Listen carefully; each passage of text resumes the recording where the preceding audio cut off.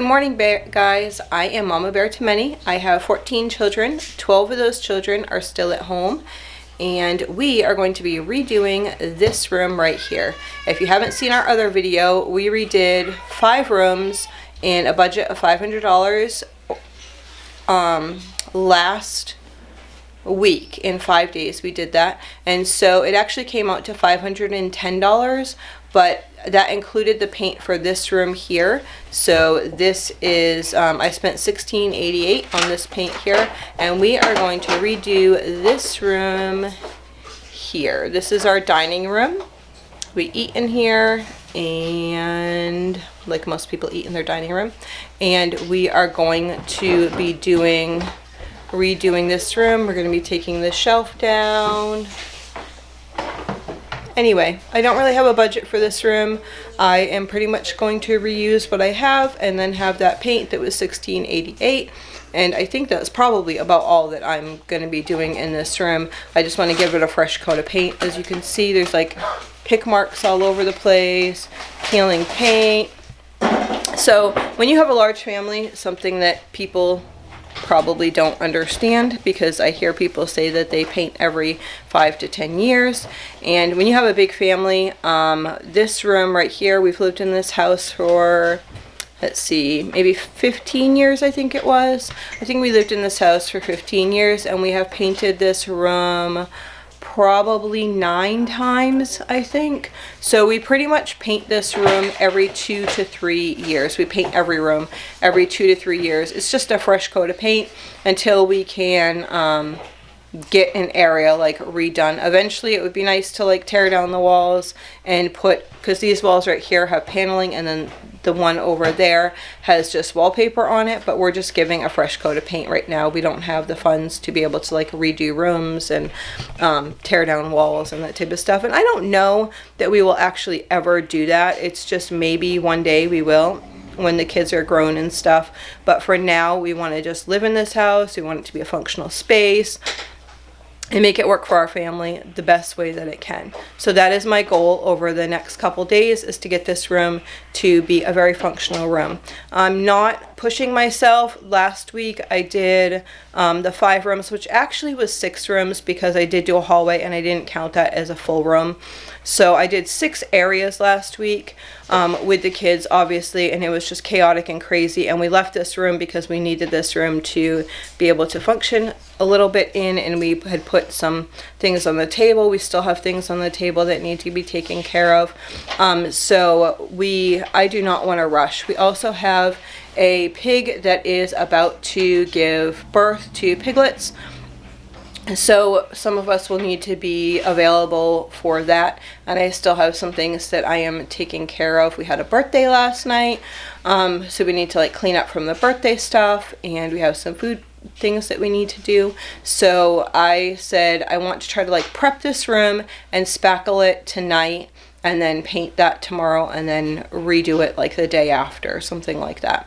Maybe we'll be able to put stuff back tomorrow night depending on the paint and such, but I'm not quite sure. So over the next 3 days I want to get this room done, and that is our goal. So I hope to see you back once we get some more things done.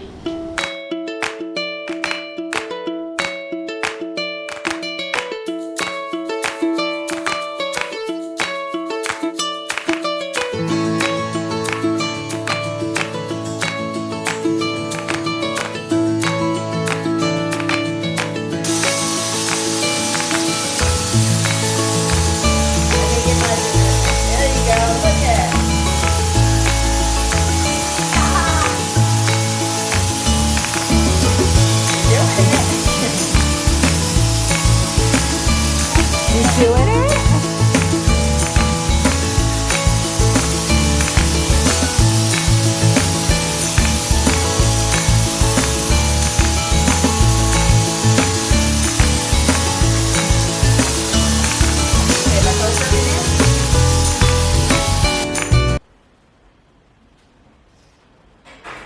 Good morning, guys. We're back.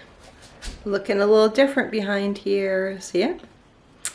Looking different. So we painted the walls gray.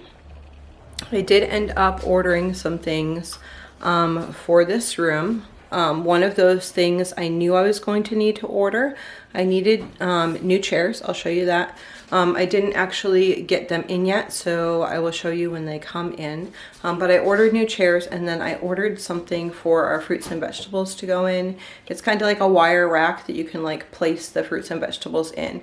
We used to have, this is the wall that used to have that big shelf on it, and it was kind of a pain because when you walked through here, you kind of had to do this as you went through so you wouldn't bump your head.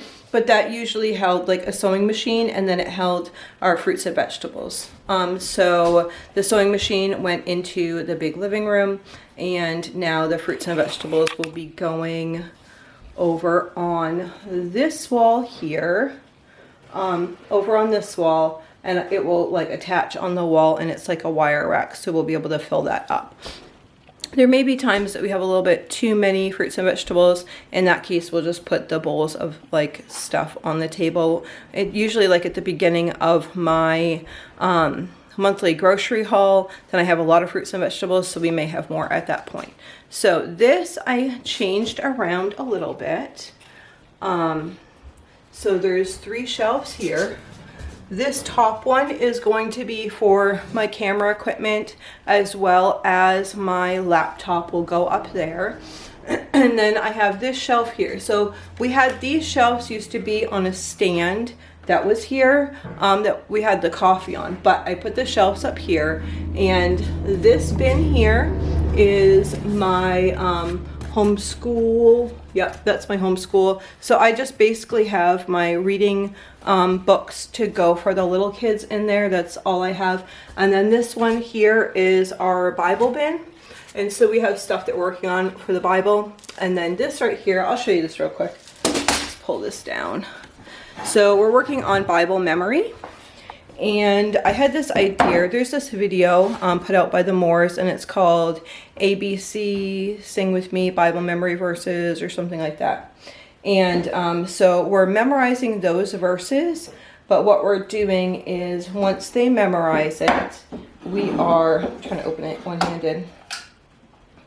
They have their letter.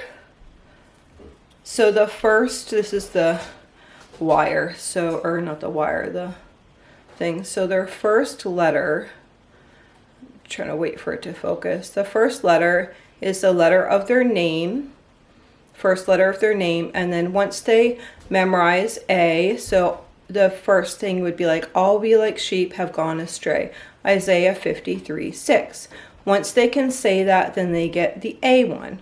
Once they can say the B one, then they get the B one, and so on and so forth until they reach all the way to Z. So it's just like an incentive for them to do that. Once they fill it out, then we have, we really are trying to encourage memory. So we will have, they could have like a root beer float party or something like that. Something simple, but something that like is rejoicing that they are learning new things.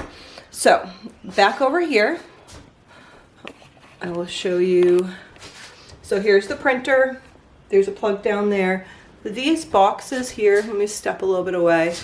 These boxes here, there are drawers for 1, 2, 3, 4, 5, 6, 7. I have the 2 youngest ones sharing the drawer on the bottom. I have 7 legal homeschoolers this year, and so they each have a drawer. So in their drawers, they have anything that they might be working on. They also have a bag of their own type, pencils, pens, all that type of stuff in there. So that is that. I'd gotten that from like off a woman that lives up the street. She was selling that. It's actually like supposed to be like a root cellar type thing, and I bought that. I was like, oh, that's gonna be perfect. So let's see. We're gonna come over here. As you can see, everything's cleared off mainly, besides what I just put out there and the drill gun. So the curtains, I don't have curtain rods for yet.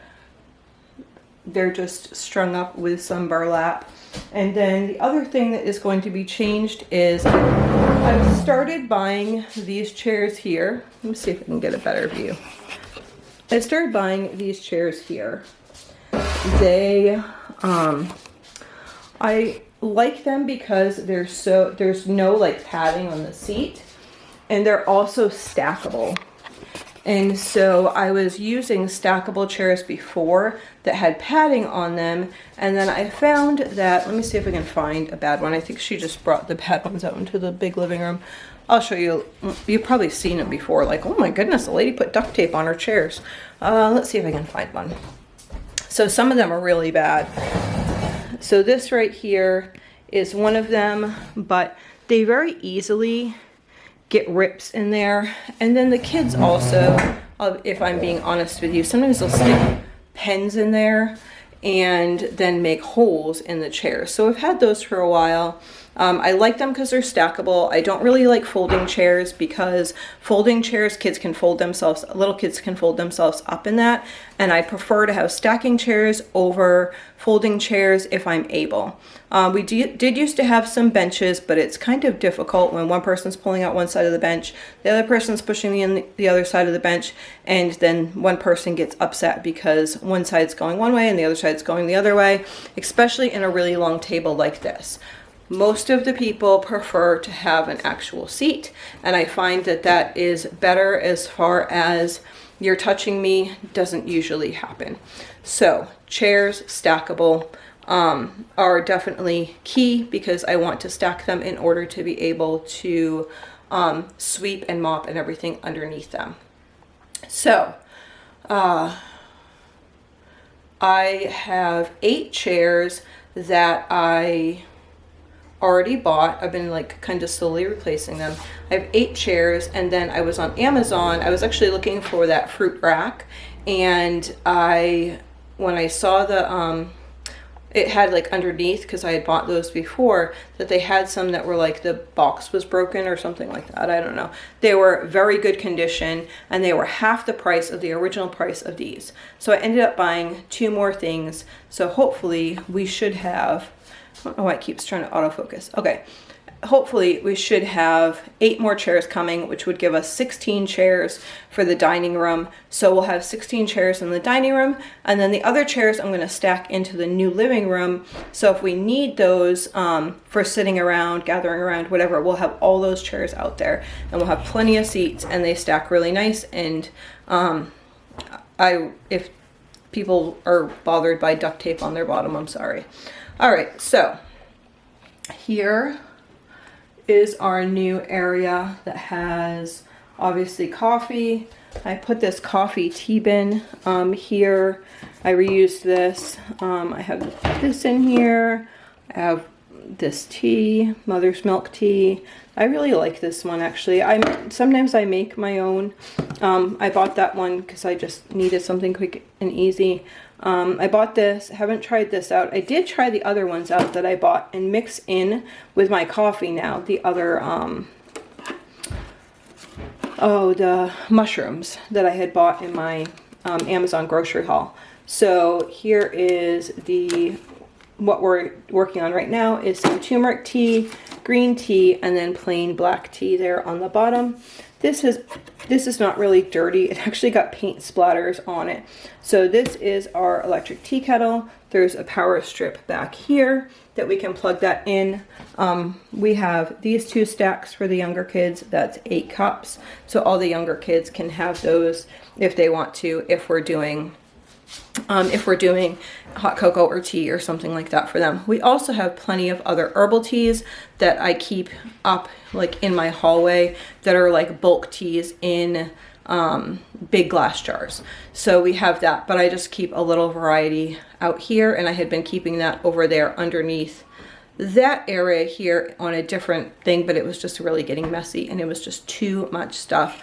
I think I ended up getting rid of like 10 bags out of here just because it was just too much stuff. I had a bunch of pie pans, and now we're gluten-free, and we don't really make pie that often, and we really only need 2 pie pans. So it was decisions like that that I made throughout this. So underneath here, I'll show you, let's see, these are like my bigger serving dishes.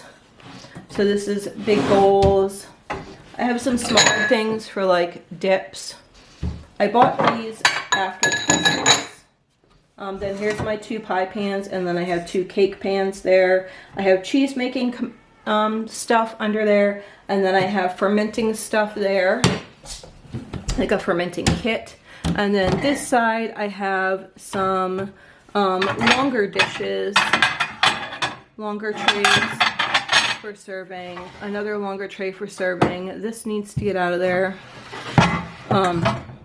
And then down on the bottom, this is all of our milk supplies. So when a cow's in milk, we have all that together. So the filters are in there. The some of the jars are in there. We'd probably need to bring more if we were actually like in milk right now at that point. But yeah, so I got rid of things like this because it was like, okay, that's pretty much the same size as a normal serving bowl. I could just use a normal serving bowl. And I am sick of stuff controlling me. I don't know if you ever feel that way, but sometimes it's just like you get to a point where it's like stuff is not important, like relationships with your children, relationships with your family, relationships with your spouse are 10 times more important. And I want just my time to be spent on those things rather than cleaning up stuff constantly. Okay, so I will give you just a view this way. And then I'll go stand at the other end and you can see the view from the other end. So this room is 9 by 16. So our table is 12 feet long, and I built that. So these are just, these are 2 by 12s. As you can see, I need to redo the center in these, but there's 3 2 by 12s. So it's 36 inches wide. And then I took a picnic table kit. So these are like plastic braces from a picnic table. So I took the picnic table kit and the 2 by 4s that would go with the picnic table. And instead of using 2 by 4, I used a 2 by 6. No, I think I actually reused a 2 by 16 and then just cut the ends off. And so that's how I made my table, and it was fairly inexpensive. I think altogether, I had the picnic tables actually outside, but the top had gotten kind of funky. So I just used the plastic from them because the plastic was fine. So I think that I just bought the wood on the top from that thing. This is like 3 years ago, maybe I did that, but I am so thankful. I love this table. I think it's so great. It's a space just to gather around and, you know, homeschool or have a project or play cards or whatever. I just love it. I am so glad that I just decided to do that. Anyway, so that is the new dining room. I hope you guys all enjoyed, and we'll see you soon.